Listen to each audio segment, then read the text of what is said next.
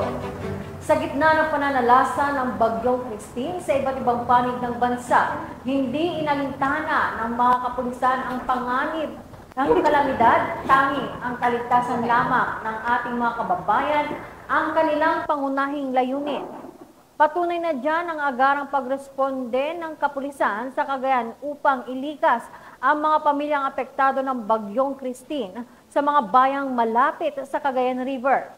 Sa gitna ng unos, patuloy ang kanilang pagseserbisyo para mailigtas ang mga nangangailangan na nagpapakita ng kanilang dedikasyon sa tungkulin. Samantala, nakaalerto pa rin ang mga kapulisan upang matugunan ang mga pangangailangan ng mga residente na apektado ng bagyo sa rehiyon ng Cagayan.